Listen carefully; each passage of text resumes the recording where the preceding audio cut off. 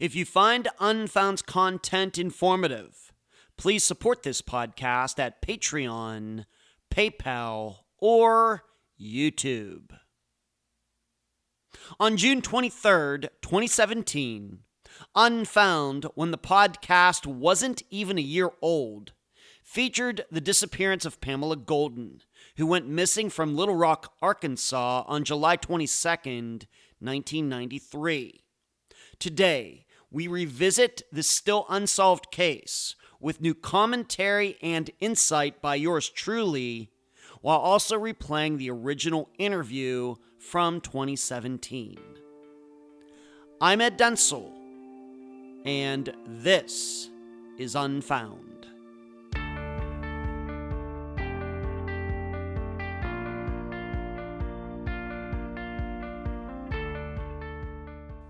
Back in 2017, the original episode was titled One Wrong Turn.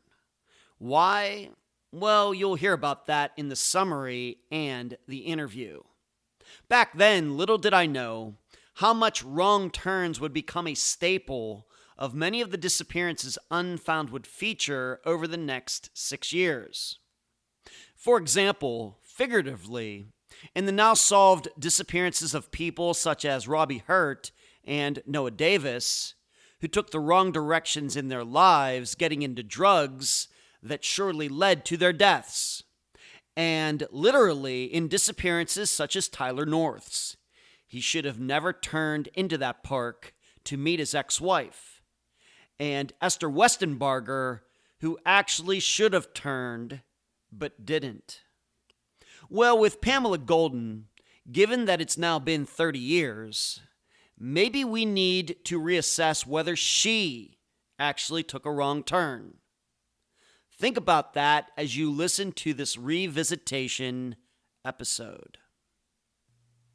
And now a summary of the case. This is brought to you by my friend Megan Good's site, charleyproject.org. Pam was last seen leaving Cloverdale Florist on Baseline Road in Little Rock, Arkansas at 4 p.m. on July 22nd, 1993. Before leaving, Pam asked her sister Rita, the owner of the shop, where she could get boxes. Her sister suggested the liquor store down the street, no more than a quarter mile away. Rita gave directions to Pam, telling her to pull out of the parking lot and turn left. Pam acknowledged the directions, then exited. However, Rita then watched as Pam pulled out and turned right instead. That evening, Pam's plan was to help her friend Tina McIntosh move out of her house she shared with her husband, Robert. Tina told Pam she wanted to divorce him because he was abusive. Pam, being divorced herself, volunteered to help her friend in this time of trouble.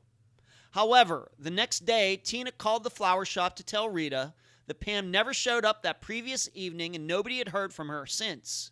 In fact, it was later determined that Rita was the last person to see Pam the previous day when Pam pulled out of the parking lot and went in the wrong direction. The next Monday, 4 days later, Pam's truck was discovered in a parking lot no more than 300 yards from the flower shop. With all the searches done for Pam the previous 3 days, the family was quite sure the truck had not been parked there for very long, no more than 24 hours. However, due to police laziness and them not taking Pam's disappearance seriously, the truck was never wiped for prints or searched for any other physical evidence. While you listen to the original 2017 interview, please contemplate these 3 questions. Number 1, nobody would come up with a story of divorce and moving to lure somebody to a house. Would a person? Number 2, how possible is it that Pamela lied about her intention to help Tina move that evening? And number 3, disappearances before trials. I usually reject the connection. But what do you think? 30 years later, Pamela's family continues to believe that foul play was the cause of Pamela's disappearance. The guest for the original 2017 interview was Rita Hall, Pamela's sister. Unfound News. Within the next week, be looking for the release of a special extra episode where I will be going over all of the unfound now disappearances that have been solved. This episode will be very much like the update episodes that I produce every 4 months. Next, speaking of Unfound Now, be looking for the newest episode on the YouTube channel this weekend. I will be doing my best to analyze the disappearance of Jin Fang. Finally, please consider becoming a Patreon or YouTube supporter because you are missing the unique series I produce at both locations. It's called Found, where I go over from disappearance to discovery well-known solved missing persons cases. I'm so fortunate to have on this episode of Unfound Pam Golden's sister, Rita Hall. Rita, welcome to Unfound. Thank you. Welcome. Rita, please tell listeners about your sister Pam. What do you remember about her growing up with her? What can you pass on to the listeners? She was 10 years older than me, and she was actually my hero. Whatever she did, I had to do. You know, I followed her around, and I was real close to her. Like I said, anything she did, I had to do. I had to follow her around. So, yeah, she was just my big sister. So if she had hobbies, you ended up taking up those same hobbies. And yeah. And I know in families like that, maybe you got passed down some of her clothes or whatever over the time, things like that. Growing up, we grew up on a farm, and we had cows and horses and pigs, and she's actually the one that taught me how to ride horses. She got on a mare that had a colt, and I wanted to go with her, and she wasn't going to let me ride, so she just put my little 2-year-old body up there on that colt, and she said, ride or fall off. And that's how I learned to ride horses. At 2 years old? Yes, at 2 years old. Oh, yes. My. Sure did, yeah. I mean, I wanted to be with her. I wanted to do what she was doing. She got into the doing flowers. I had to do it because that's what she did. How many brothers and sisters did you have? And were there any siblings between you two? Yes. There was one sister that was 5 years older than me, and then I have a brother that is 5 years younger. So there was 4 total. And then we actually, we had a cousin that lived with us for several years in there too, and she was between my middle sister Erlene and Pam. But you would still say that you were closest to Pam, even though Erlene, yes. Even though Erlene was closer to you in age. No, I was never close to Erlene. we fought cats and dogs. She was actually closer to my brother. She took care of him. He was basically her baby. But I never got along with her. She was not like Pam and I. Pam and I enjoyed the outdoors. Anything that can be done outdoors, building fence, mowing yards, anything like that. Arlene was more of, she wanted to be in the house and to learn how to cook and clean and all that. And I never wanted to do that. Okay. So Pam, you were 10 years younger than she is, and she ends up getting a teenager into her 20s. What can you tell the listeners a little bit about that time of her life? She ended up getting married, having children. Yes, she went 2 years of college, and she just couldn't handle it. And came back home. She got married. Boys she dated, when she was in high school, and some when she was in college. They got married, and a couple of years later, she had her first child, and then a couple of years later, she had her youngest. So she had 2 boys. And what year did she get married? I cannot tell you. I know I was about 11 years old. So I know that when her oldest son was born, I was 13.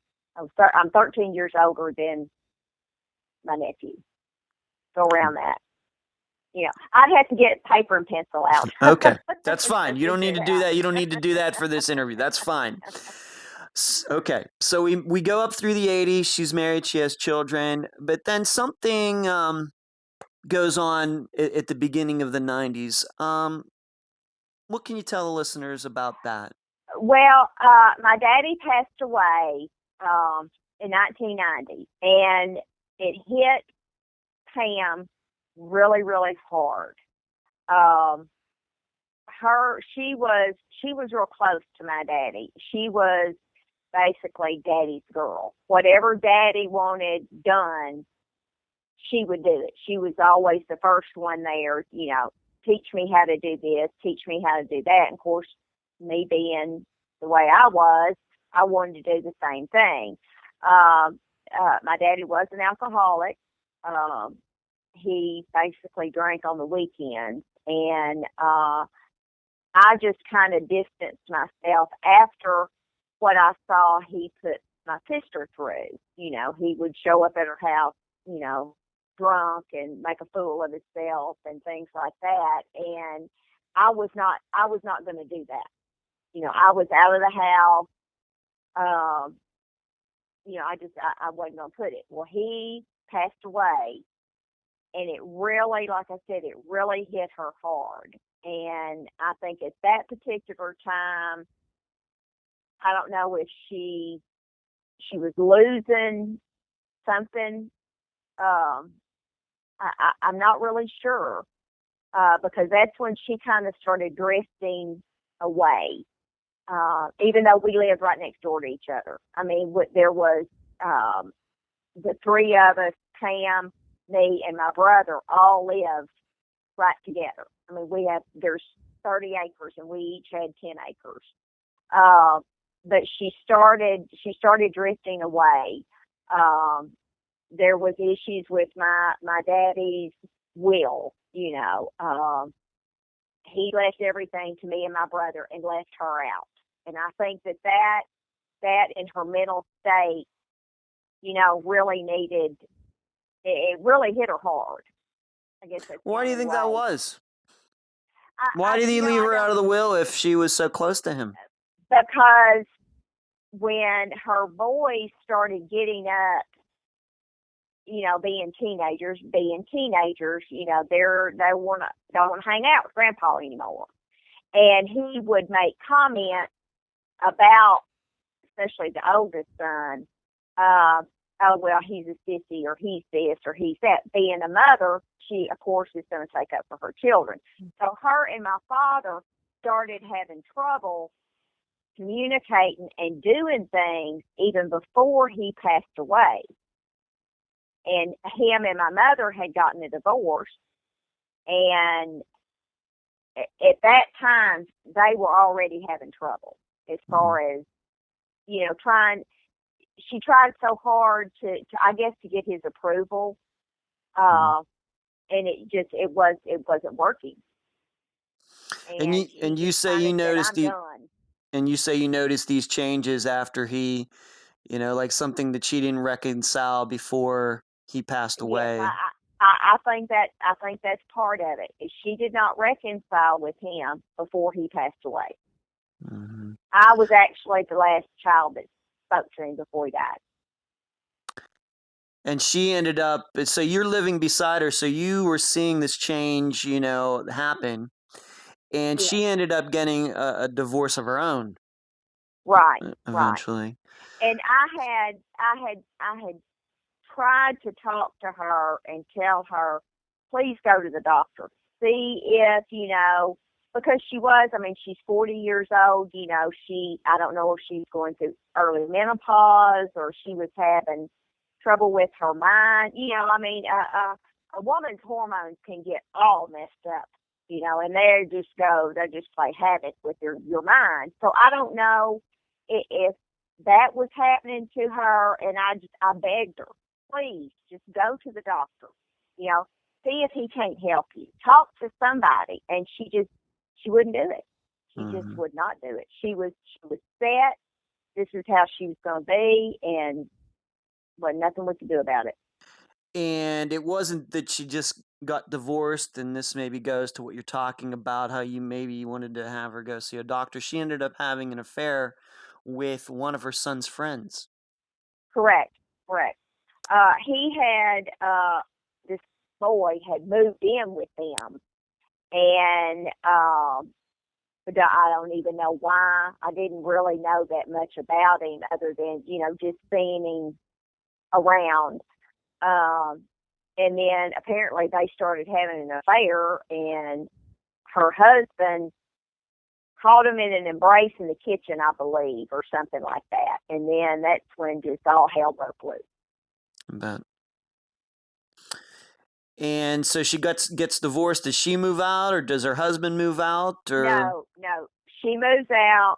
Her and this boy move out, and they move to Cabot, which is a town that's 20 miles north of Scott, where we live. But around the same time, you had talked about earlier, as kids, you were riding horses. She's 12, you're 2 on the littler horse. But she got into rodeo at some point, and that was something new. I guess maybe something new to her, a new hobby. And were you surprised by that? And she ended up meeting or knowing some people that were already into it. What can you tell everybody a little bit about that? Well, we've always had horses, but she was getting, her boys were getting to the age where they didn't need mama to take them to ball games and do this. They're teenagers, and they're doing things their own.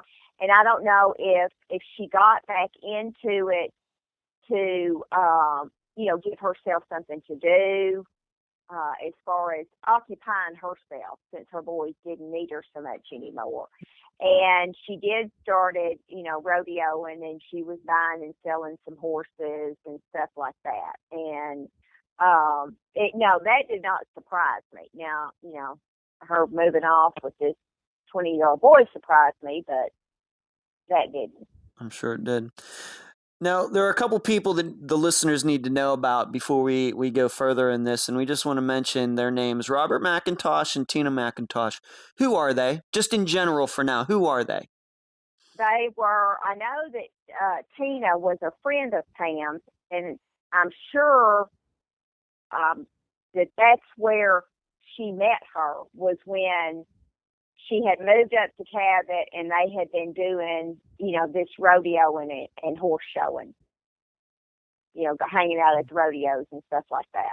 And how long had Pam known Robert and Tina? Was it just a couple years, or did she know them from? Just a couple of years, as far as I know. Okay. Like I said, she kind of left. Even before my daddy passed away, she was kind of venturing away from the family, like me. I mean, at that time, my kids were little. I was busy, working and taking care of them and things like that. Did she have a job? Did she work? I mean, you said she was some about horses, selling them, maybe buying and selling them. But did she have, No. I guess, a regular job, I guess, No. what you call it? No. She's never had a regular job. She worked for my daddy off and on over the years. At one point, she had a screen printing business. That didn't last long. She had a wedding business where she did weddings on the weekends, and that was actually before her youngest son was born. So as far as like a job outside of the home, no. Let's move to the day she disappeared. So she's in this relationship with this much younger guy. She has this rodeo hobby with horses. She's going places, and I'm not into rodeoing, but she's doing having a horse hobby. And she ends up coming to work for you for a couple days. And how did that all come about, that she ended up working for you, particularly on the day that she disappeared? How did that happen? Well, I had my business partner was on vacation, and there was only the two of us that worked there. So I had, contacted Pam and asked her, would she like to come at the flower shop and work for me for 3 days. She could make up silk arrangements or whatever, kind of restock. And so she did. And she worked on Wednesday, and she worked on Thursday. She was supposed to work on Friday. Now, on Wednesday and Thursday, and I've really been thinking about that, she kind of talked a lot like things that happened, like when we were young kids, kind of going through our childhood together. And she talked about my daddy and why things like that bothered her and what he did to her and she did to him. And, we just kind of talked back and forth, just how, just for shock. And I thought, maybe everything's going to be okay. And like I said, she lived 20 miles north of Scott. Well, my flower shop was 20 miles south of Scott. So she had 40 miles to get home. And she left the flower shop at 4 o'clock that day. She asked me, she was going to help Tina McIntosh move. She was leaving Robert. And was this news to you when she said that? I mean, I don't know how well you knew Robert and Tina, but was that news to you? Had she ever mentioned to you before that Robert and Tina were having problems? Well, she just kind of talked about it briefly while we were working Wednesday and Thursday, how abusive Robert was, and Tina was fed up with it, and she was leaving him. And so she had asked me where the closest liquor store was because she was going to get some boxes. I explained to her, when you pull out of the parking lot, you take a left, you go to the stoplight, you take another left, and it's right there. When she pulled out of the parking lot, she turned right. And I said to myself, now that is not the way I told you to go. And that's the last anybody's seen or heard from her. You had to be thinking, didn't I just tell her? I mean, of course, This is well before you knew she disappeared, but you had to be thinking, what is my sister thinking? Right. Yeah. That's not the way I told you to go. Now, granted, there were 2 grocery stores up on the corner going right, but, it was a mile and a half down the road. She didn't ask me where the grocery stores were. She knew where those were. She asked me where the closest liquor store. And I don't know if it was because of the boxes, that the bottles come in and they could put glasses in that have separators. I'm not really sure. So she was going to get these boxes, whether it's from the liquor store or wherever else, and she was going to head to where Robert and Tina McIntosh live, and she was helping Tina leave because Tina was deciding to get divorced, just like Pam had gotten divorced a few years before that. Anything unusual? Were there any unusual phone calls you've obviously in the last 24 years had a lot of time to think about this. Any unusual phone calls? Anything? If she received a phone call, I really can't remember. I mean, I think it would have stuck in my mind. But, my flower shop had 2 business lines. So it could have been that I was waiting on a customer or I was on another phone or something, and somebody might have called her. Was it your impression when did she tell you like the day before that she was going to be leaving early? Because your store was usually open till what time on a Thursday back then? Well, no, she didn't. She wasn't necessarily wanting to leave early. Usually in the flower business, after 2 o'clock in the afternoon, it gets really slow. All the deliveries have gone out. So I basically said, if you want to leave at 4 so you can get home, that's fine. Mm-hmm. It wasn't like a set schedule. And so her leaving at 4 o'clock was not unusual. She's probably, even if she wasn't going to help Tina McIntosh move, if that didn't even exist, she could have probably left at 4 o'clock and that wouldn't have been any big deal anyway. Right. Okay. And so she's going to get these boxes, and then she was presumably going to be going home. But what happened later that day? Well, her youngest son, Chad, was going to spend the night with her that night. And, I guess she was going to go deliver these boxes to Tina or pack up or something, and then she was going to meet Chad, and he was going to spend the night at her house because the boy that she was living with was in Oklahoma. He was going to learn how to shoe horses. So he wasn't there. And so Chad, and I really can't remember, he might have called me that evening and wanted to know where his mother was, or he might have called me the next morning, but I'm almost positive he called me that evening, and I, told him she was going to get boxes and help Tina move, and then she was going home. How close, if I may ask, how close did Pam live to Robert and Tina McIntosh? Like, if she was going to their house, was that way out of the way from where she lived? How would you describe that to the listeners? I was trying to figure that out. There's so many back roads that go through there. So it might have been, maybe 10 miles or so. She would have had to have, if I'm remembering where they live, bypass her house to get to their house and then backtrack. So she lives 40 miles away from your shop. They lived even further away from your shop. Right. And so Chad shows up maybe at 7 o'clock or 8 o'clock in the evening. She's not there. I've talked to Chad. People should know that I had an opportunity to talk to Chad. Very nice. I call him a young man. He's younger than I am, so I guess anybody younger than that would be a young man. Enjoyed talking to him, and he said that she just wasn't there, and he didn't have a key or anything like that, and so he left. And what happened the next day? When did you start to feel like something wasn't right? Well, when she didn't show up for work.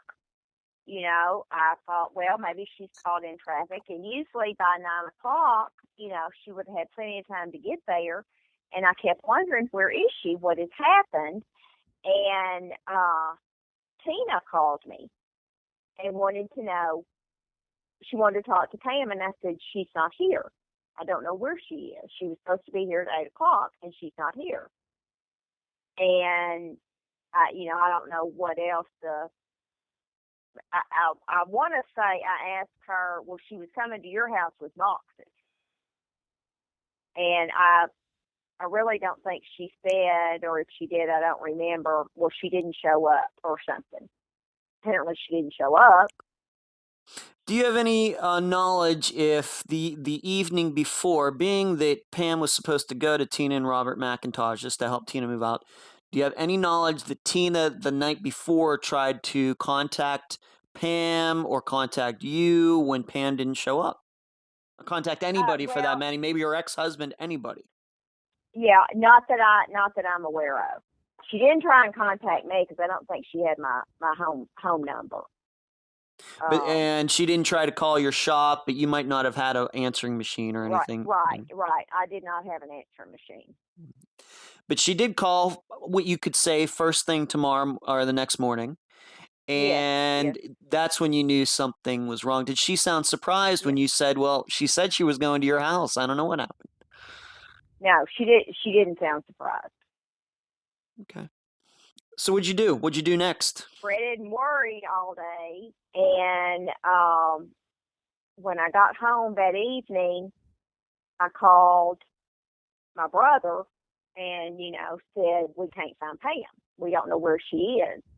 And we live in Pulaski County. So we called the sheriff's department because we're not in the city. So we called the sheriff's department and they came out and we told them, what the deal was. And they said, well, okay. And, took a report, and I guess that's basically it.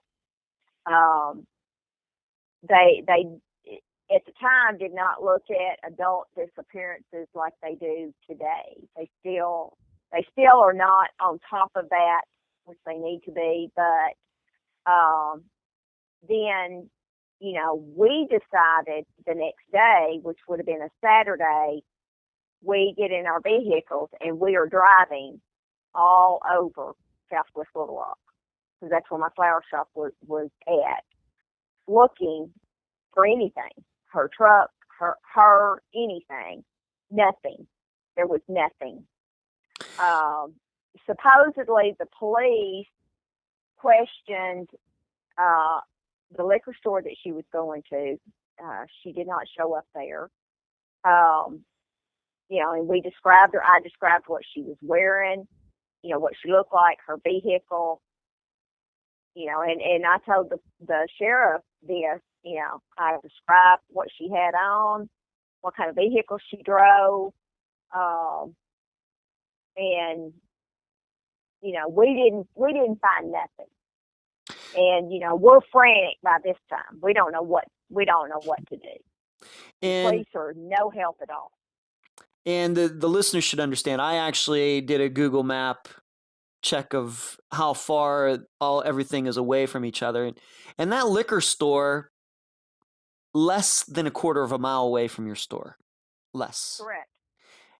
And the grocery stores, if she did go out and just decided to make a right to go to another grocery store, not that far either. They're further away from the liquor store, but maybe still quarter mile, a little over a quarter mile, not far. Yeah. So she was going to get boxes. She didn't have to drive very far, and it was in an area that she probably felt very comfortable in. Yes. Okay. What were you thinking at the time? I mean, did you? I mean, obviously you were worried, you were panicked, but did you just think that she might have just rode off somewhere to take some time to herself, or did you think that maybe something a little darker happened? I immediately thought something had happened. Had a car wreck at the hospital. Anything. I mean, we called the hospitals, we called the sheriff's office, can you find out if there's been an accident or, and nothing.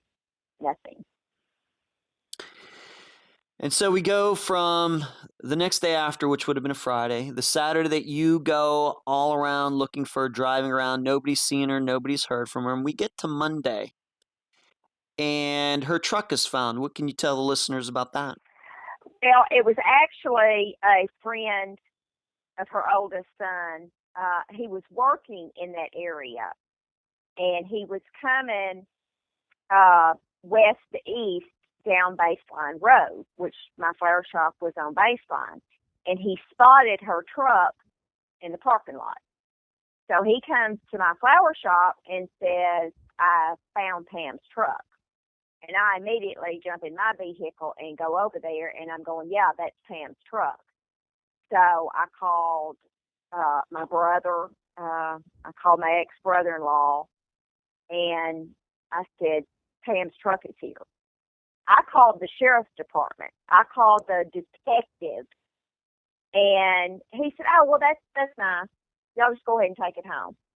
And I said, what do you mean take it home? I said, are you not going to come out here and do fingerprints or open the truck up or anything? I mean, I basically had to force him to even come out there and look at the truck. And then we had to get it unlocked. I can't remember if we called a blacksmith or, maybe my brother-in-law had a spare key. I don't know.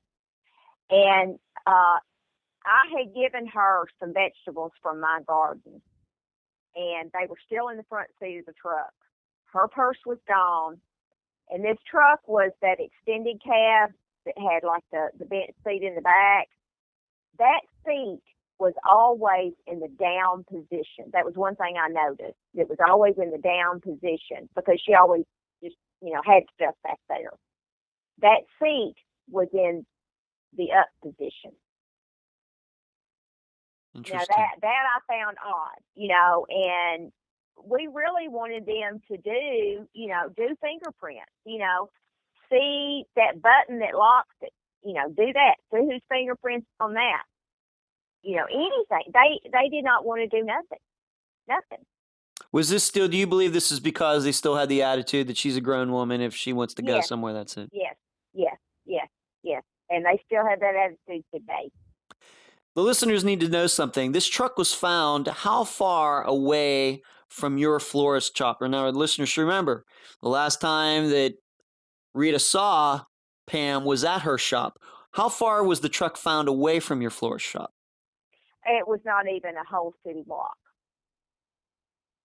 Very close. Very close. In fact, and that it was not there Saturday or Sunday. In fact, the truck was found. The truck was found closer to the florist shop than the liquor store was to the florist. Oh yeah. Were there any boxes in the truck? No. Zero. There was nothing in the truck but the bag of vegetables. What can you tell the listeners about how the wheels were turned? This was very I think very observant on your part, Rita, way back at the time. Tell the listeners a little bit about that. If you pulled out of the parking lot and you went right and you did the boxes and you came back and say you were going to go to the liquor store and look for boxes, when you pulled out of this liquor store, you would go straight to the intersection and you would turn into the parking lot left. You would not turn left at the light and then get up there and go, oh, wait a minute, I'm going to turn in here and turn back right, because the way the wheels were turned is like she came from the west side and turned into the parking lot. Whereas the grocery stores were to the east side of where her truck was found. In fact, your store was to the east side of where her truck was found. Yes. But it looks like the truck came from the west. That's very interesting. Yes. Was the seat moved? I mean, how tall was Pam? Did it look like maybe the seat? I mean, you talked about the back seat, but the front seat, maybe it was one of those big benches the trucks back then had.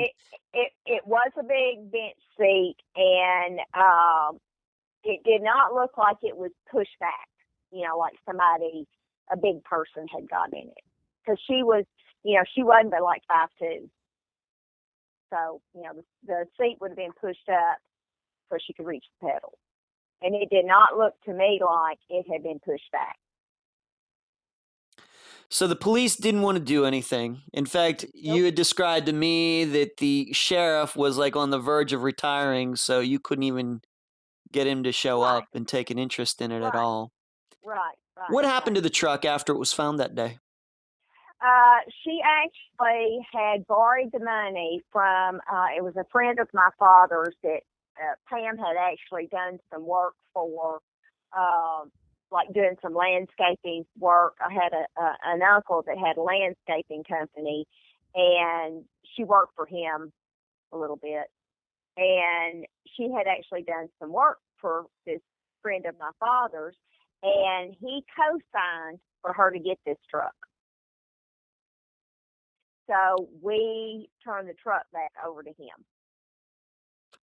And to your knowledge, after he got the truck back, did the police ever afterwards do anything? Or did this guy who co-signed, who got the truck, did he keep it there just in case the police might be, do you know what he ended up doing with the truck? No. Actually, I think one of his grandchildren was driving it, because I had seen it a couple of times around town. And it was really kind of spooky because the granddaughter had hair like my sister's. I mean, it wasn't my sister. Believe me, I chased the truck down a couple of times. I bet that had to be very, very creepy. Yeah.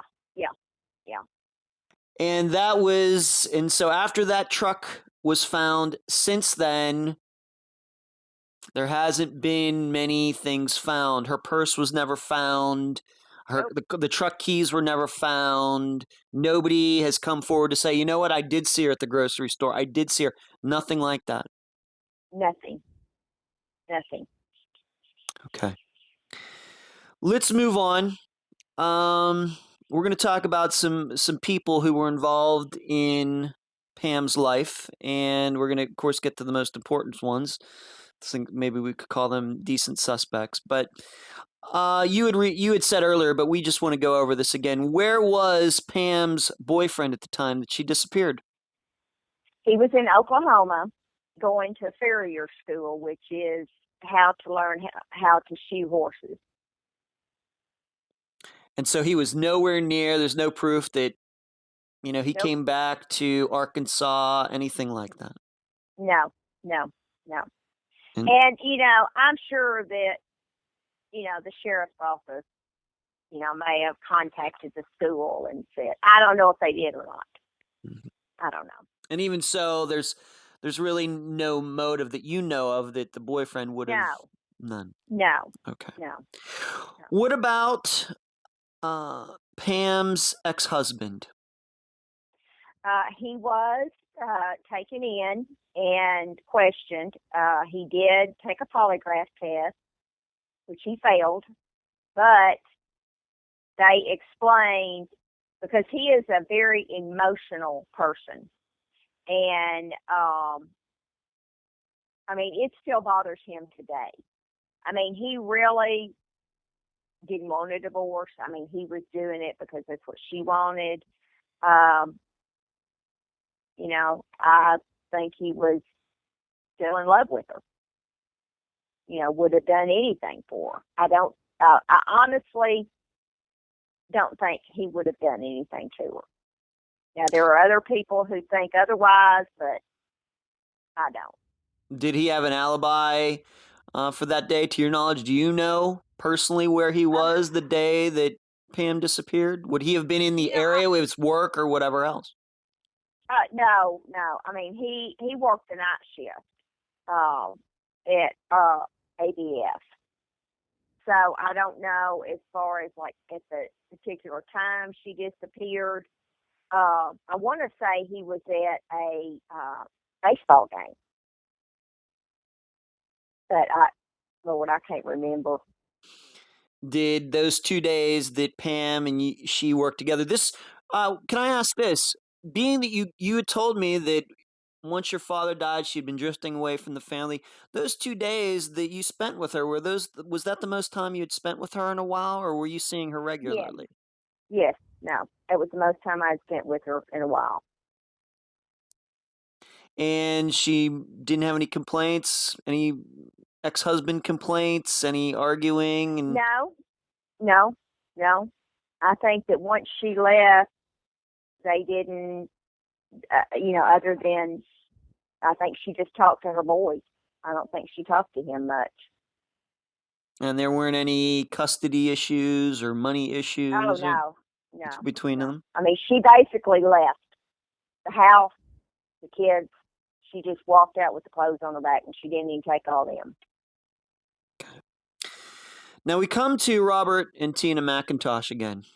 And if people remember, this is where Pam was allegedly headed when she disappeared. Let's talk a little bit more about them. Tina was allegedly wanting to leave Robert. Right. But the people should know that all these years later, Robert and Tina are still married, are they not? Yes. They are. As far as I know, yes. Tell the listeners a little bit more what you knew about Robert back then, and maybe what you've discovered about him in the last 24 years. He was a shady character. From what Pam had told me was that he was very abusive to Tina, that he would either beat the crap out of her or make his son do it. She was afraid of him. Now, that's what Pam told me. And so because of this, you're thinking that Pam was going to assist Tina, and leaving him. And maybe Pam, is talking in Tina's ear saying, you don't have to put up with this. I was in a marriage and I got divorced, and look, I'm still fine. You can do the same. Yeah. What is Robert's McIntosh's alibi for the day that Pam disappeared? He was digging a footing. He was like a contractor.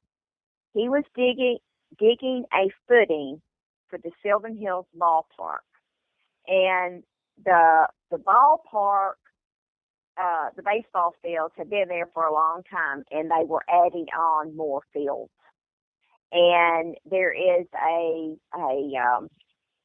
it's one of those buildings that's way up high, like the announcers sit in, right behind the backstop. Something like that. There is one of those. I had noticed. I was at the ballpark last weekend, and I had noticed that. Now, how long it's been there, I don't know, but that was his alibi. Now, I don't know how many people dig a footing at 8, 9, 10 o'clock at night. I would agree with that, although I've never been in construction. How well did you personally know Robert and Tina? Had you ever met them before? Did you ever hang out with them? I had met them.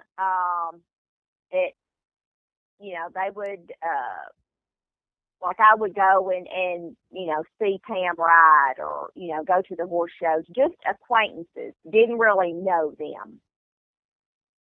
So anything that you would know about what was going on in their relationship and their family would be from Pam. You wouldn't know that Correct. on your own. Right. And right. Did anybody else that you know them? Or was yes, I had a cousin. That was in the same she did the rodeoing and stuff like that. So they just all kind of hung out together. Okay. Now, after Pam disappeared, there was something strange that I would say it's strange that went on in Robert and Tina's relationship. What can you tell the listeners about the prescription story? Well, according to the sheriff's office, Robert called them and said that Tina worked for a physician's office. And he called them and turned her in for forging prescriptions. And she was arrested. And so they, got her in and interviewed her and did whatever and said, okay, we'll let you go, but you have to turn state's evidence or whatever against Robert in the disappearance of Pam. And she didn't do it.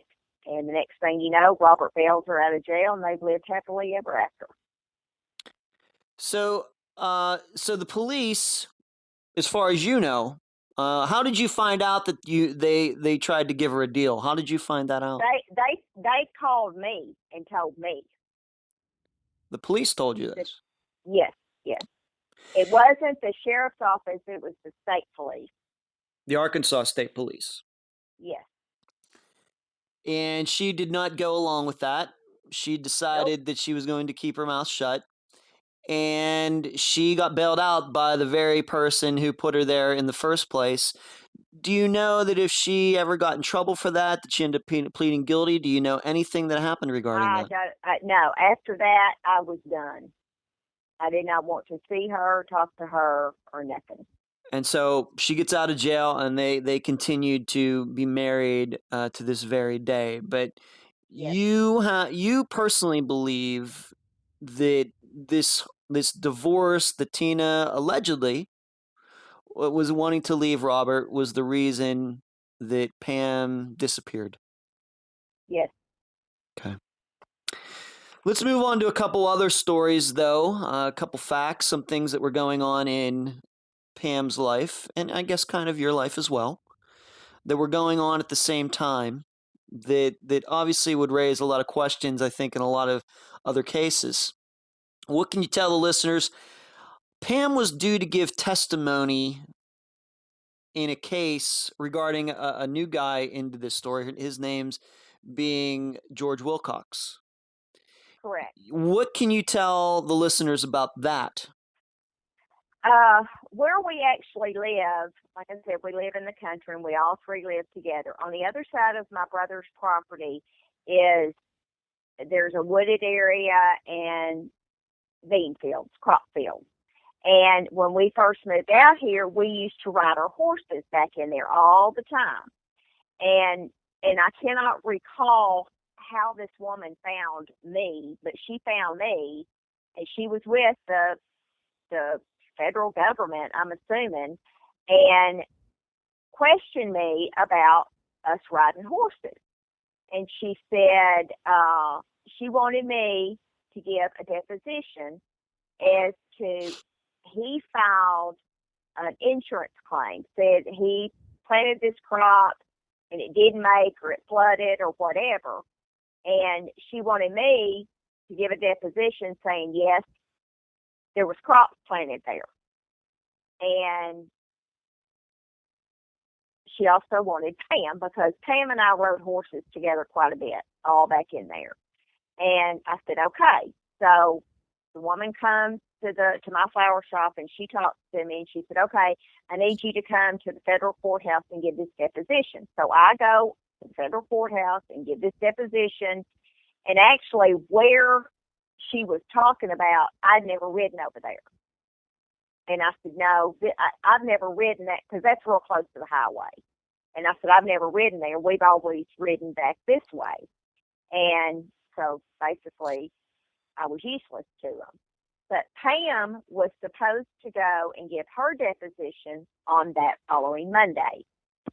And this lady called me at my flower shop on Monday and wanted to know where Pam was. And I said, I don't know where Pam was. She disappeared Thursday.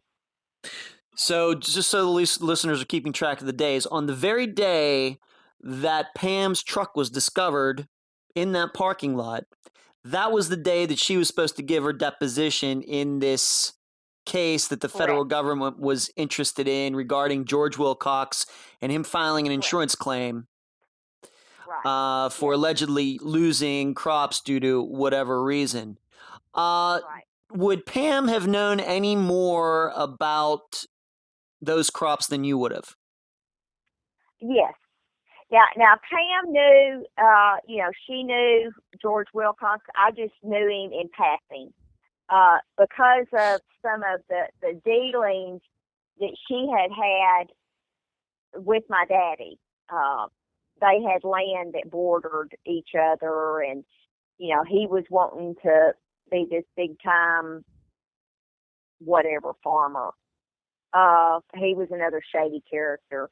And when she was, getting away from the family, and this friend of my father's who loaned or co-signed for the truck, that was another one that they were kind of all in together. You know what I'm saying? I mean, you had Robert McIntosh and George Wilcox. They kind of did things together.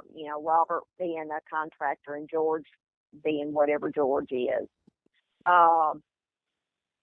So just shady characters. So if she knew that he didn't actually plant crops, you know what I'm saying? I mean, because I was going to tell her, well, this is where it was, and I don't ever remember riding horses up there. But I never got the chance. But in no time when you two were riding horses together, did she go off on her own where these crops would have been? Oh, yes. Yes. I mean, we didn't always ride together. I might come in from work one day and, decide, well, I'm just going to go ride horses. And she might have done it because she was home all the time.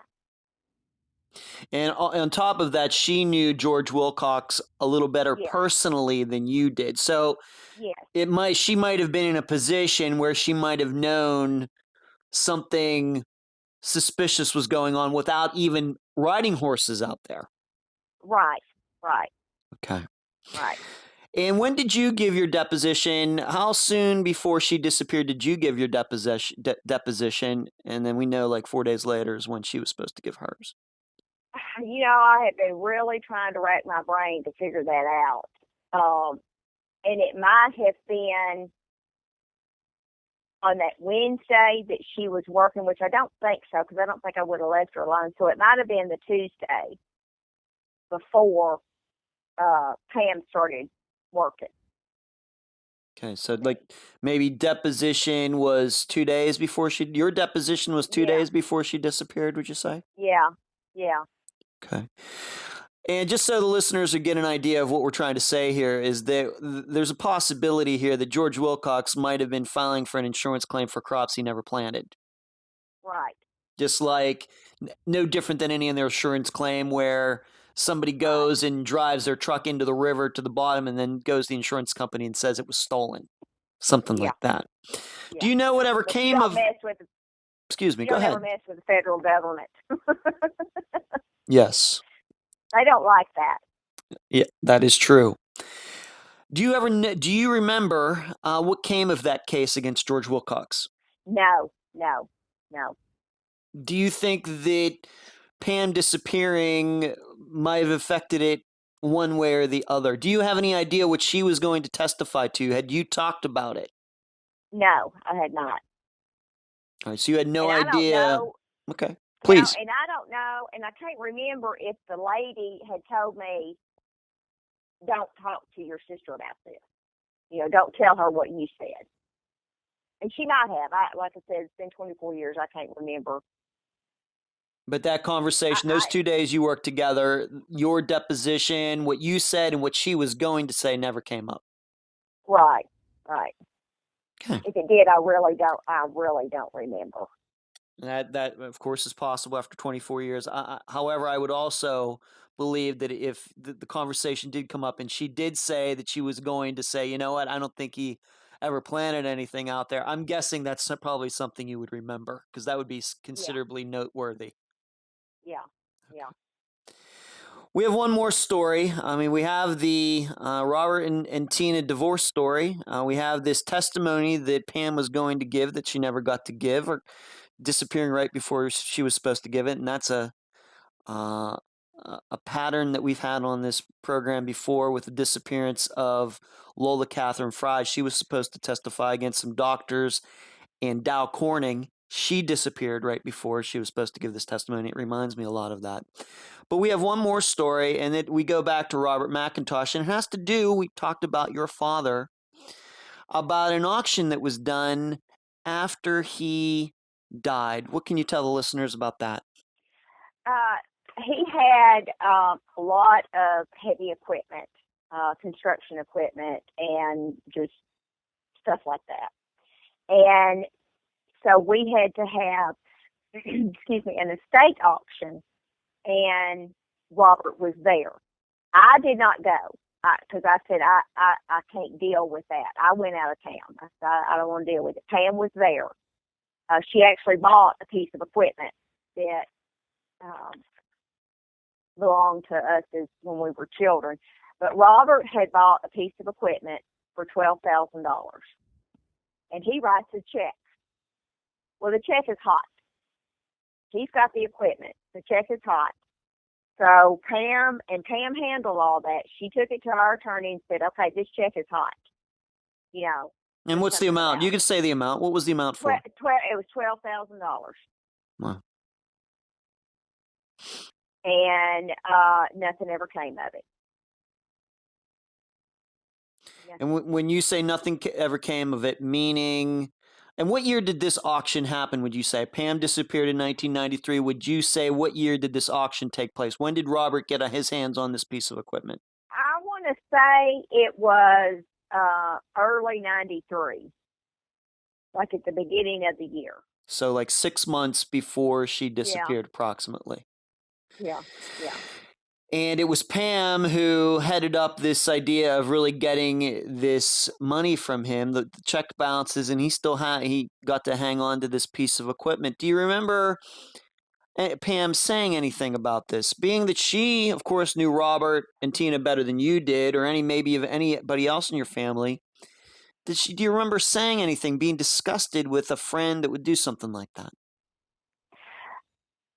Yes, but it wasn't while she was working with me at the flower shop, because, like I said, she took the check to our attorney, who was handling the, Daddy's estate and everything, and she had all the paperwork, and when we went out to her house and got everything, we brought it back to my brother's house, and I was actually going to go through it to see if we could find anything. Well, my brother's house burnt to the ground. So there you go. There's none of that left. But she tried to pursue it as far as like with the attorney, and I'm not really sure how hot checks, especially that amount. I know that, we contacted the sheriff's office about it, but I don't think anything ever come about it. I mean, obviously we didn't get the $12,000. You didn't get the $12,000, and you didn't get the piece of equipment back either. What was the piece of equipment? Do you remember? No, I really can't remember. I don't know if it was a backhoe, a dozer. I'm really not sure. So we had several pieces of large equipment. Okay. Do you know if he ever bounced any checks with anybody else? No. To your knowledge. No. Okay. I'm sure he did, but. And he never apologized for bouncing that check. Obviously, he never had to pay a fine. Nothing. Never apologized. Nothing. And you just had to put up with it. Yep. Okay. I know when we first talked, you thought that there might have been something suspicious about that. Do you think that there was some going on behind, like maybe political maneuvering or something behind that? Or I really and truly think that he has something on somebody, whether it be a judge, whether it be someone with the police department. I mean, I really believe that. I mean, if you or I wrote a $12,000 hot check, I believe they'd be coming after us. I think you're right. So I never understood that. Okay. I never understood how come they just really, and I don't even know if the sheriff's office went to the city of Sherwood and said, hey, was there a footing being dug? Because it's like, they wrote the report, and there'd be one or two little things here and there, and I had to constantly call them. Is there anything new? Is there anything I can do? And this went back and forth. And over the years, we have had, I cannot tell you how many detectives. Because, this one right here, his name was Hoot Gibson. He finally retired. Well, when he retired, then they put somebody else in charge of cold cases. Well, he'd look at cold cases, and he would come talk to me, and, I'm going to do this, I'm going to do that. And then before you know it, he's moved on. And then there'll be somebody else. And I mean, this has gone on for 24 years. And several years ago, we had an attorney general that he did a program every year for missing persons. And he invited the families to this luncheon, and he gives this big speech, and and I did a couple of television interviews. Well, at one point there was a detective that we had and wanted to have some DNA taken. He took it from my mother and my sister's youngest son, Chad. They go over to the police department, they do the DNA, and here it is. This is it. I took them some pictures that were hanging in her house of her boys that I was thinking, that were in frames. And I was thinking maybe when she put the pictures in there, she touched the glass and her fingerprints would be on it. So I carried the pictures over there. I haven't seen the pictures since. So then when we go to this luncheon, they're doing this DNA thing again. And my nephew said, well, we've already done it. Oh, well, we don't know where it is. They lost it. And it was actually the detective that we had right then, that this was another new one, was the same one that took the DNA from my mother and my nephew. So me and my nephew did DNA. And if they've still got it, I don't know. I've had since then tried to call that detective. Well, he's gone. So there's nobody on it now. There's no consistency either. It's not like the same person just gets passed on from one person to the next, and that's a very common story about these disappearances that I've covered. Very common. Yep. From Arkansas to California to Florida to New York, it's a very common story, and it's horrible. Yep. Now that you look back at that day, and I'm sure it's etched in your mind and will be for the rest of your life, her leaving, but leaving in the wrong direction. What do you think would happen that day? What are your suspicions regarding that? I don't know. I don't know if maybe Robert might have called her and said, "Hey, listen, I've got $12,000 cash I'm going to give you for this hot check." That would have gotten her to meet him, I believe. Somebody intercepted her somewhere between my flower shop and her or Tina's house. Some way. Yeah, and those boxes, no boxes were ever picked up. So you just wonder if maybe she did have the idea that, well, I know where that liquor store is, but these grocery stores, maybe that just occurred to her as she was walking out to her truck, and maybe you've entertained the idea that maybe she was being followed as well. Yes. It could, I'm sure, it wouldn't have been no problem to find out the address of my flower shop. It was in the phone book. So, if Robert or George Wilcox or whatever, Robert obviously knew that, she was going to work at my flower shop for 3 days. Maybe he was sitting out in the parking lot waiting on her. Maybe he followed her. Maybe he, pull off, I want to talk to you for a while or something. Or maybe it was somebody else that was fearful of maybe her testimony that she was going to give that. There's a variety of scenarios that that we could go through. Of course, the thing that's always going to stick out, and it's probably the best known part about this case, is her pulling out of your parking lot and going the wrong way. Right. That's a real stumper. I had asked Chad about this, her son, and like I said, he was very helpful in clarifying some things for me, giving me even more information. I asked him if there was possibly any other suspects, maybe another guy that Pam might have been involved with. Any proof of that? Any suspicions of that outside of these people who we've already named? Any knowledge of that? No, not at all. Okay. And what has gone on since? What has gone on, to your knowledge? What has gone on in some of these people's lives? George Wilcox is not with us anymore, is he? Correct. And I can't tell you if Robert McIntosh is alive or his wife Tina. I did see them. It's been 4 or 5 years ago. A friend of mine had what he called old man bull riding, which it was actually my brother and all of his friends. And we went up there to see him ride, and Tina and Robert were there. And Tina approached me and was going to try and talk to me, and I just told her, I said, I have nothing to say to you.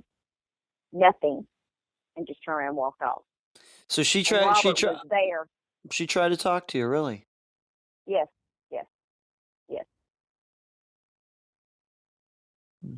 And her daughter had saw my little brother at one of these bull riding things. And she came up to John, that's my brother, and said, "Oh, have you seen Pam lately?" And then she said, "Oh, never mind."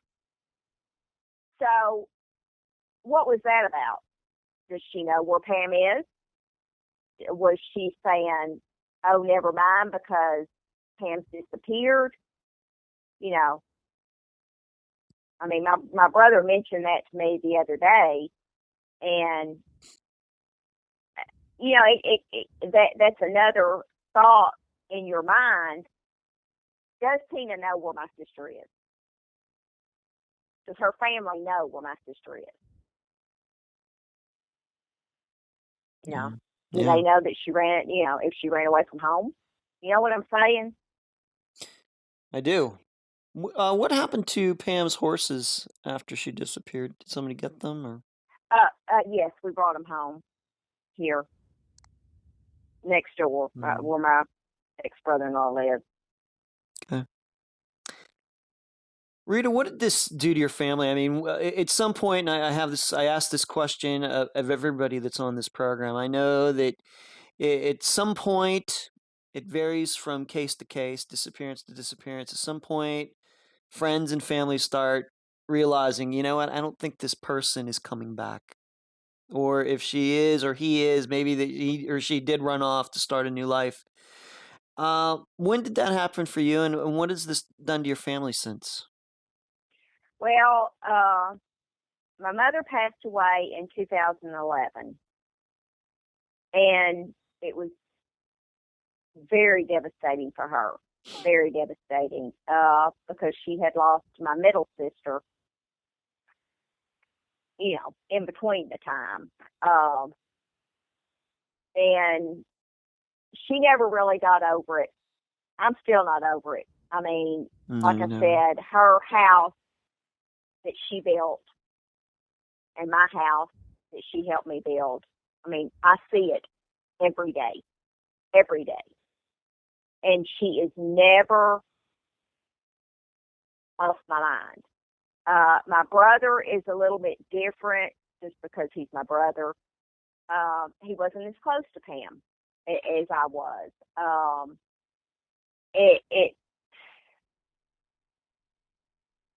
It hadn't really split the family because, you know, my brother might think one thing and I think another, and we wouldn't agree on it.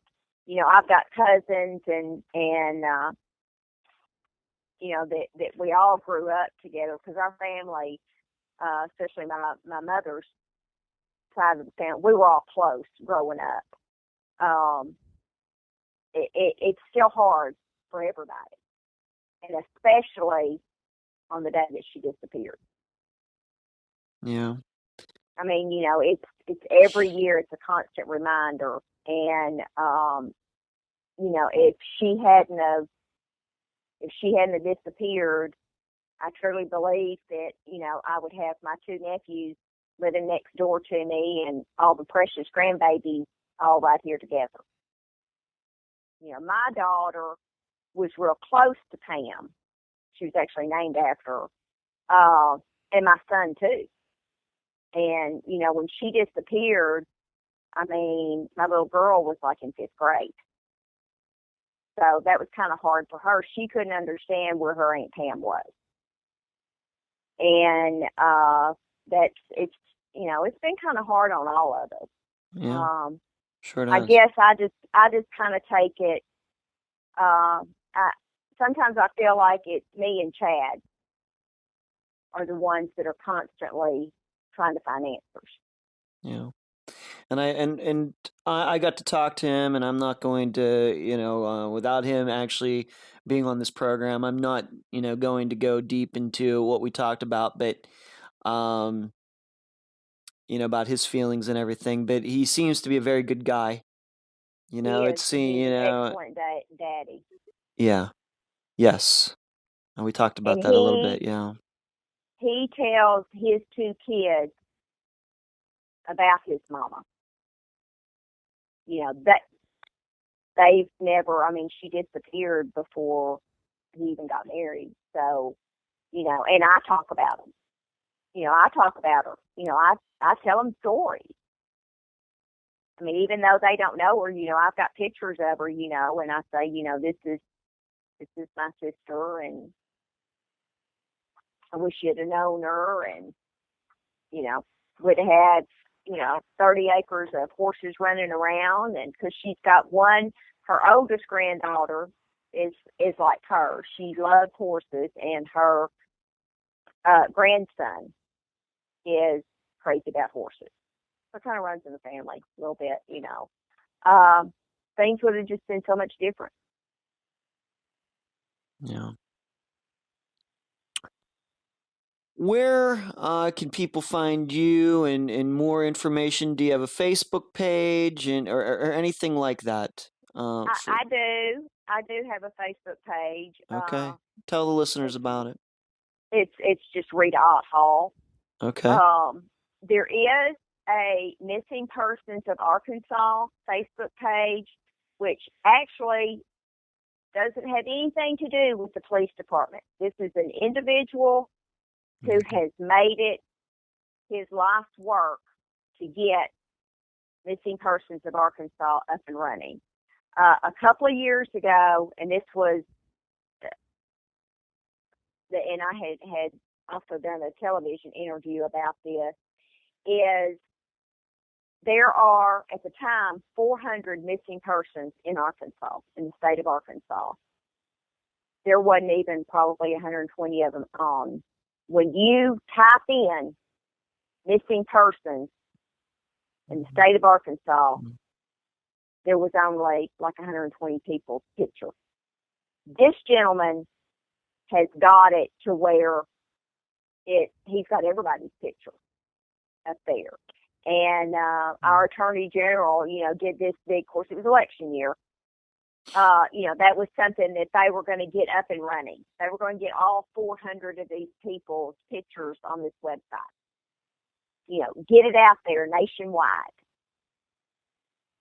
They didn't do it. This gentleman did. Let's give this, what is this guy's name so we can give him a shout out for the good work that he's doing? Do you know his name? I'm not familiar with him. I can tell you I'm going to find out who he is. But if you know his name, please tell the listeners who it is. I honestly do not know his name.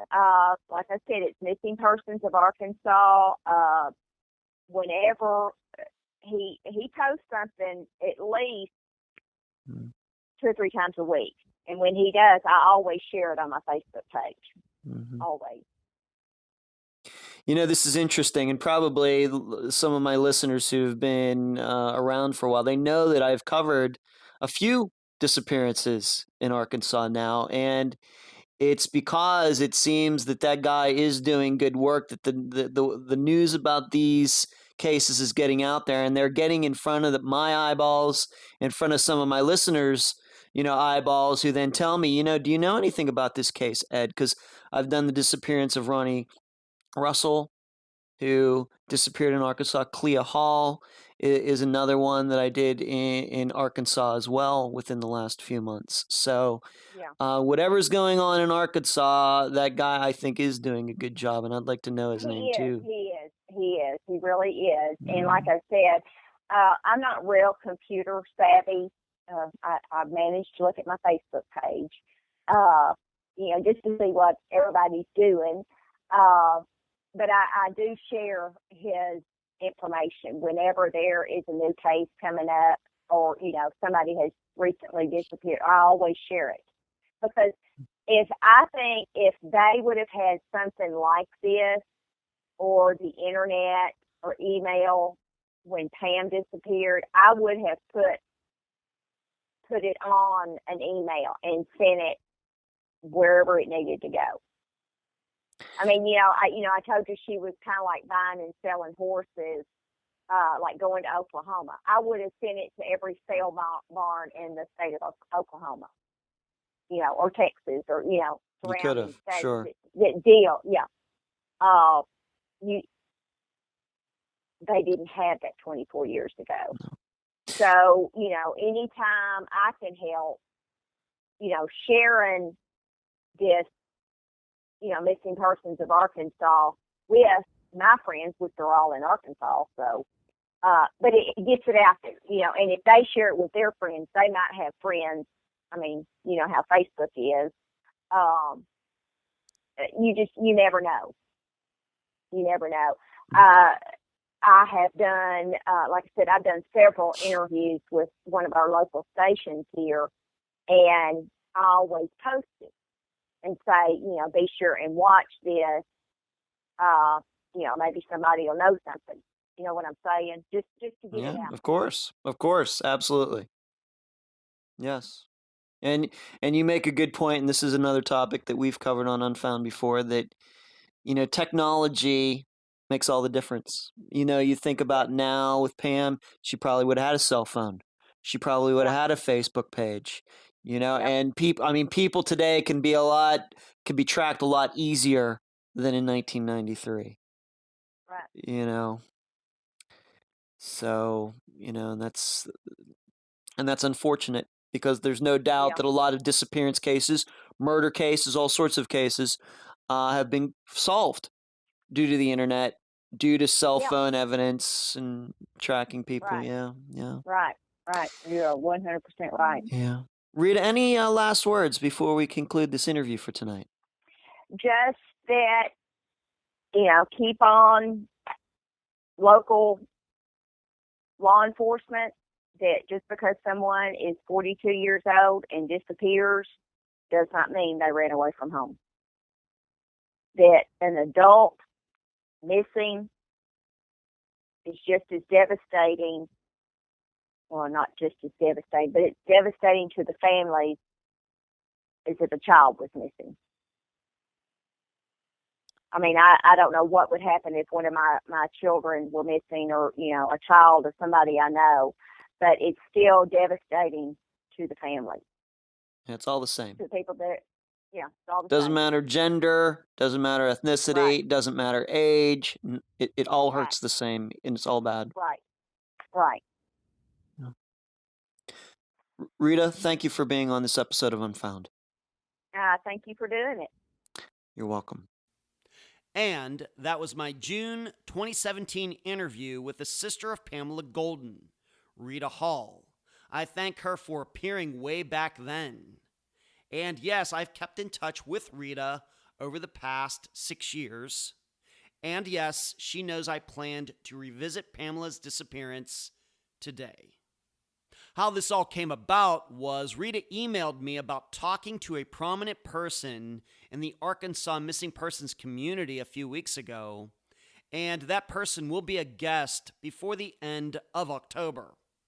Well, I had already decided that I would be airing another revisitation episode sometime in late September or early October. We were due, and I decided, hey, Pamela's disappearance would be a great one to examine again. So, here we are. And yes, there is a map analysis video for Pamela's disappearance that I made back in, I think, 2019. You can find it on Unfound's YouTube channel. Okay then, we all have an additional 6 years and about 250 disappearances of experience that we didn't have in 2017. How can we apply it? I'm a person, at least when the topic is disappearances, who believes that when one theory accepted for a long time doesn't lead anywhere, then the time may have come to start thinking about other possibilities. Maybe the time has come to get back to basics. For example, I showed this with the Colonial Parkway murders, when we covered the disappearances of Keith Call and Sandra Haley at the end of 2022. For over 30 years, most people have believed all those murders and disappearances were connected. But too many people in the public were buying into the marketing of the crimes and not paying attention to the logic and facts of them. In about 4 hours, I showed why the most rational thinking in 2023 and onward is to be open to the idea that all those tragedies are completely separate from each other.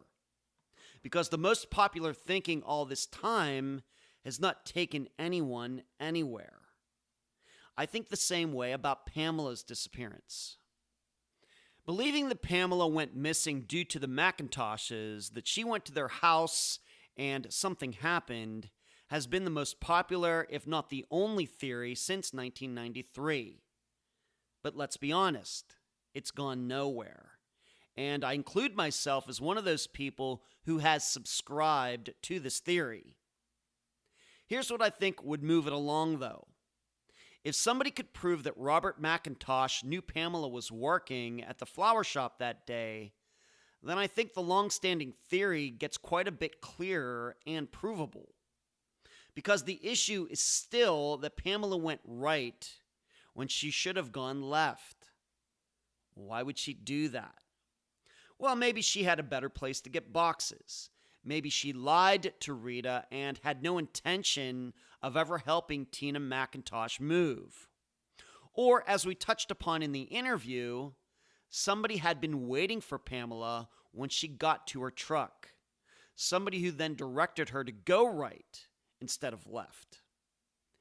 This is a lot different than Robert and Tina together at their house that evening, or Robert being at that baseball field. Here's what we know. Tina knew. How do we know? She called the flower shop that next morning. What would undermine the idea that Robert was waiting for Pamela and caused her disappearance because of the problems she was causing him is even if he knew Pamela was at the flower shop, there's no way he could have predicted when she would leave. Moreover, he would be risking other people seeing him in the parking lot, maybe even Rita seeing him. However, somebody waiting for Pamela at her truck would then explain why it was eventually across the street. Because the killer didn't want to have to walk too far back to his vehicle, which had been in the parking lot at the flower shop until he came back with Pamela's truck to switch. Or maybe we need to think about these circumstances from a different point of view. As we've learned the hard way since the episode first aired, missing people lie. Jesse Farber lied, Craig Freer lied, Tyler North lied. So we have to be open to the idea that yes, Pamela said she was going to help Tina move, but really, Pamela used the moving story as an alibi to go somewhere else. And she couldn't tell Rita the truth because Rita would have reacted negatively to the choice Pamela was about to make. This is very common in disappearances. In fact, more common than men waiting for women in parking lots. If you'd like to hear and read more of what I have to say about Pamela Golden's disappearance, please sign up at patreon.com/Unfound Podcast to partake in the Unfound blog. Until then, I'll leave the public theorizing up to you. And that's the program. Right now, while you are in your podcast platform, Spotify, YouTube, iTunes, wherever, give Unfound a 5-star review, a thumbs up, whatever that platform allows. I thank you for listening. I'm Ed Densel, and you've just finished this episode of Unfound.